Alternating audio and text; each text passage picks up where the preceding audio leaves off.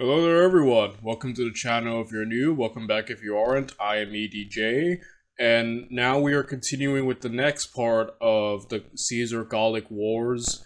So, wait, what's this playlist called? Caesar Gallic, overall the Julius Caesar series from Kings and Generals. Last time we saw the battle of, between Caesar and Ariovistus. Now we're continuing with Caesar versus Belgae, I think. The battles of Axona and Sabis. So overall, I'm probably not pronouncing anything right, but whatever. So, yeah, overall, I don't really know what to expect, so I just kind of want to jump right into this, and overall just see how he covers. I really like Kings and Generals, mainly the way he presents battles. Again, I'm having a hard time deciding who I prefer more, Epic History TV or Kings and Generals. I don't know, I think they might be, they're kind of on the same level in my opinion. Like, it's hard to pick one. Overall, I think they're both some of the best at presenting battles. I think they're kind of the gold standard of historical battle presentation on YouTube. And overall, yeah, very, very great. So, yeah, if you guys want to watch his original video without me talking or pausing or whatever, the link is down in the description down below.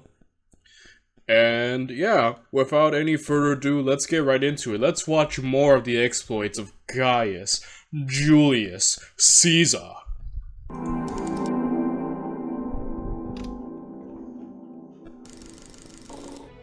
By the spring of 57 BC, Caesar had successfully dealt with the Helvetii and Suebi threat. The Gallic tribes in the area had either been vassalized or their lands were occupied by the Roman legions. However, in the north of Gaul, a group of tribes was forming an alliance to oppose the Romans. These were the Belgae, and they would prove to be one of Caesar's fiercest enemies. This video is sponsored by ExpressVPN. The Belgae were a loose collection of various tribes, and had fought constant wars with the Germanic tribes across the Rhine, which had fostered a strong and experienced warrior culture. They knew of how successful Caesar had been in Gaul already, and were justifiably suspicious of his intentions. To counter the rising Roman threat, the Belgae formed a confederation, led by King Galba of the Suessiones.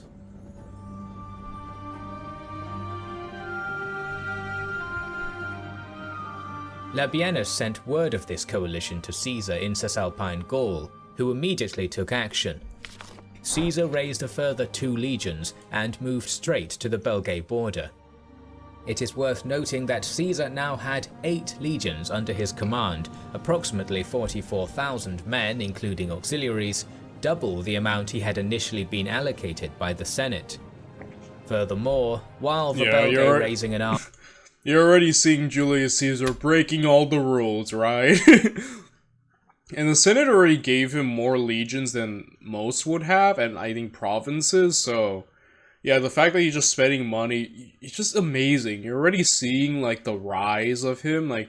here he's like, oh, let me occupy this territory for our allies, but really it comes across more like, yeah, he's just taking it all for Rome, And, which he kind of just does, he takes Gaul, and, you're seeing, like, I guess where the discontentment with the Senate comes in, like, they're like, oh my gosh, this dude's growing more powerful, he's, breaking the rules, as to say, and, yeah, overall, you see just the danger, right? So, I don't know. Army could certainly be seen as a potential threat, Caesar made no efforts to get the casus bellus he had when fighting the Helvetii and Suebi. The Republic had less and less control over Caesar, and many in Rome were beginning to talk about these conquests not being in Rome's best interest, but in Caesar's.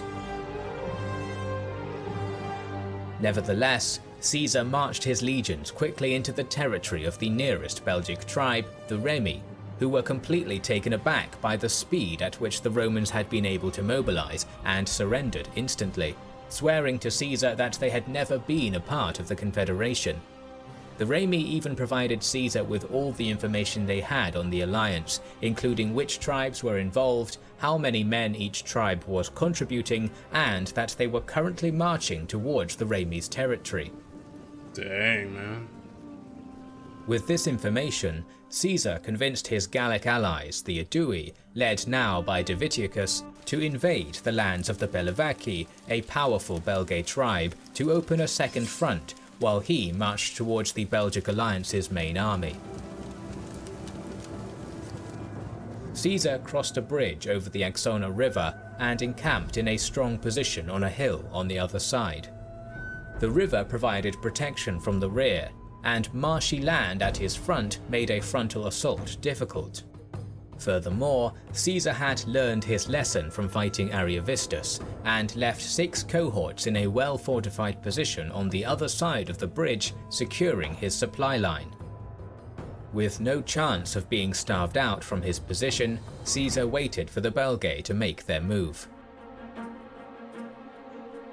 Meanwhile, the Belgae had marched to the Remi town of Bibrax, just 8 miles from where Caesar was encamped, and besieged it. Caesar gives the total number of the Confederation as 300,000. However, it is unclear how much this number is exaggerated and how many of these men were currently in the army. A more realistic estimation would be somewhere around 80,000 men, still a force to be reckoned with, almost double that of Caesar's. In the face of such a large force, the Remi sent messages to Caesar saying that they would be unable to hold the town without his help. Caesar, however, was reluctant to give up his defensive position, as he thought that the attack on Bibrax was a trap designed to force him to do that. Instead, he kept his legions in camp, but sent a substantial contingent of auxiliaries, composed mainly of Cretan archers and Balearic slingers, to sneak into Bibrax to help the Remi. With Bibrax thus reinforced, and Caesar not taking the bait, Galba instead marched his army to meet the Romans, encamping just 2 miles from the Roman camp. Caesar was reluctant to engage Galba straight away, and instead focused on cavalry skirmishes to test the strength of the Belgae. While this was going on, he further reinforced his position, digging long trenches and constructing defensive towers on the flanks of his position.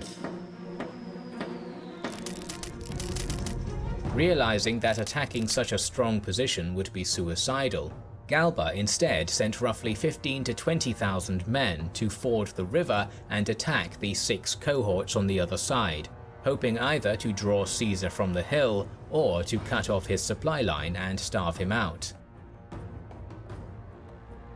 Seeing this, Caesar gathered all his light infantry and cavalry. Man, you know, it's amazing that they could tell what's going on without this aerial view, and like, yeah, a lot of war was kind of like, I really like it because it's really like kind of like a chess game if you think about it, you know. It's like, I make my move, here I make my move, you know. It's like they're all trying to outsmart each other, finding ways to gain advantages. It really is, war is like a chess game, at least like older war. I like I said, I'm not familiar with how modern wars are fought, you know, or the tactics involved that nowadays people use, but you know, overall, I don't know, I just think that's really interesting, and just, yeah, here it's like, and sometimes you just have to guess, right? Some of these guys have to just assume what their enemy would do, like, what would the enemy do? Let me count, and you know, had to be right on the money. So, I don't know, I think it's just really interesting. And marched quickly to oppose the crossing, leaving his legions in their defensive position. The Roman cavalry arrived just in time and fell upon the few Belgae who had made it to the other bank, killing many and forcing them back into the river. At the same time, the Roman missile troops peppered the Belgae still in the water with stones, javelins and arrows. They doggedly tried to continue their crossing despite taking heavy casualties, but Galba had no choice but to pull his men back. To make matters worse, word had now reached him that the Aedui were rampaging through the Belgae lands. With the Romans to his front so heavily dug in, and with another army now threatening his flank, Galba decided to withdraw. The tribes would all disperse to their respective homelands, but all agreed to reassemble if the Romans marched further into Belgae. I feel like I'm dealing with what seems like a...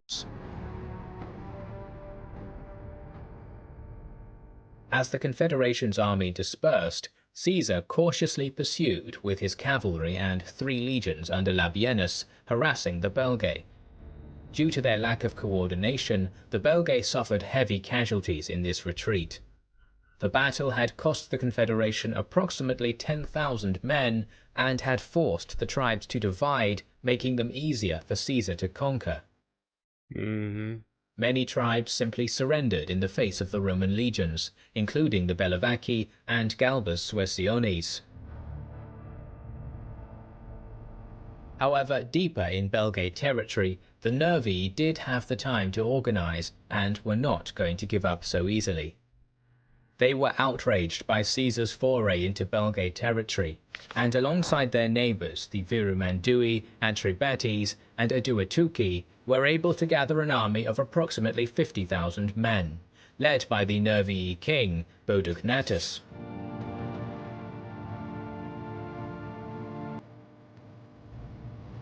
Caesar, hearing that this force was gathering against him, marched for the river Sabis on the edge of Nervii territory. Bodugnatus had learned the lesson from Galba, and knew that he could not allow the Romans the chance to fortify their position, and so he positioned his men in ambush on a hill on the other side of the river. He also had his troops construct hedge-like obstructions, which were placed on the other side of the river to disrupt the Roman formations and cavalry. Caesar marched his army in 2 groups. His veteran 6 legions, who marched in the front, were the first to reach the river, and began constructing a camp on the hill, with the river in front, while the 2 newer legions marched behind, with the baggage train. Caesar sent his cavalry and light infantry across the river, which was only 3 feet deep, in order to scout the opposite bank. They were met by some Nervii cavalry, and a brief skirmish broke out. However, the Belgae cavalry fell back, drawing in the Romans until the entire Nervii force broke cover and fell upon them. The Roman cavalry and light infantry broke and ran back across the river to the Roman camp, the Nervii army in hot pursuit. Thus started the Battle of the Sabis River. The Belgae moved from the woods and across the river so fast that the legions had almost no time to prepare. However, their experience and discipline kicked in. Rallying to the nearest cohort and legionary standards, they were able to put together a coherent battle line. But as the legionary engineers did not have time to clear the campsite as they usually would, the legions were divided by the hedge-like obstructions laid down by Bodugnatus, which prevented them from forming a cohesive formation. So yeah, this Bodugnatus? Point is, Caesar's enemy has...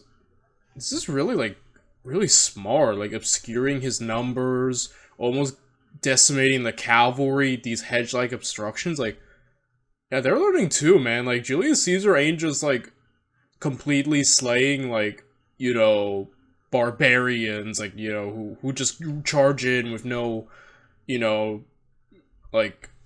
tactical or military experience. It's just, I think it makes his exploits even, greater when you face an enemy that's also, pretty smart overall. I don't know, so far I'm, impressed by this. So, yeah, let's see how Julius Caesar recovers, man. As a result, the legions were almost fighting 3 separate battles. The 10th and the 9th on the left against the Atrebati, the 11th and 8th in the center against the Virumandui, and the 12th and 7th on the right against the largest group, the Nervii, with 2 remaining legions still with the baggage train yet to join the battle. The fighting was brutal, with Caesar himself going from group to group, encouraging his men. Eventually, the Roman left was able to push their enemy back enough to hurl their javelins into their ranks and charge. They were able to force the Atrebati back across the river, even making it into the Belgae camp. The Roman centre was also finding success, pushing the Viramandui down to the banks of the river. However, the Roman right was having a hard time. With the centre pushing forwards, the Nervii poured into the gap, almost surrounding the 12th and 7th legions and falling upon the auxiliaries who had retreated to the camp.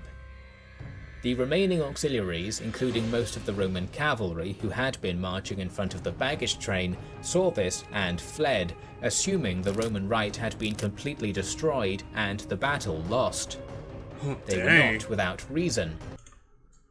Dang, dude. So yeah, here these two groups like awesomely they're like wrecking them. But here it looks bad. And Julius Caesar is right there, so I wonder how much his life is in danger at the moment.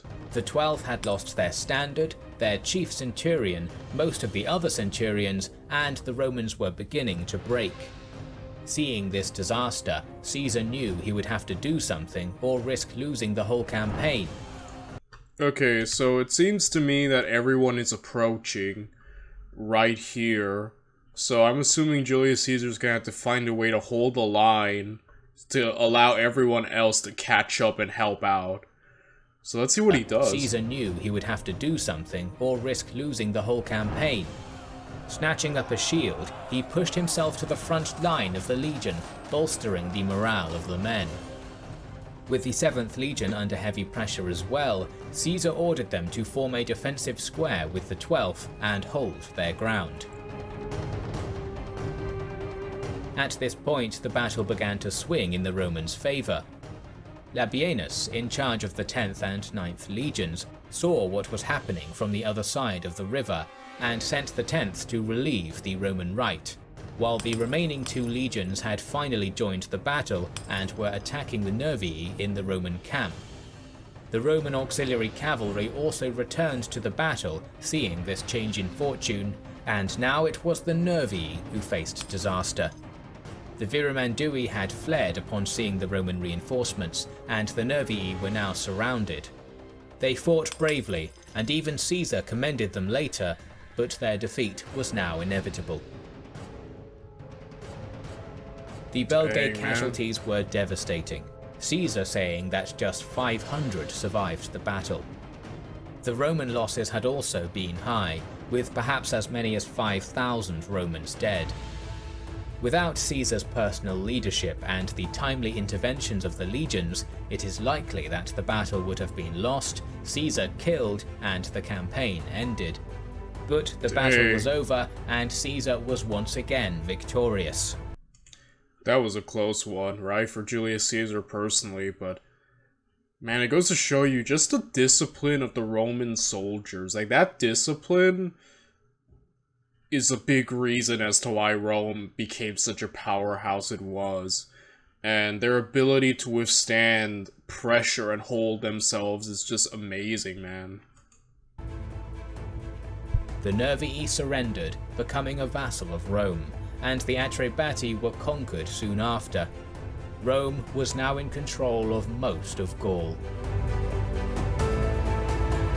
New videos on Caesar's campaign in Gaul will be released soon, so yeah, I think he's done for the most part. And dang, that was a close one. I'm really looking forward to seeing more, and you're just already seeing so much of Caesar taking Gaul, and man, he really lucked out with these other tribes invading the Gauls, right? Because he kind of had the perfect opportunity to be like, yeah, I'll help you while I take all your land and, you know, everything. So, man, just overall great, dude.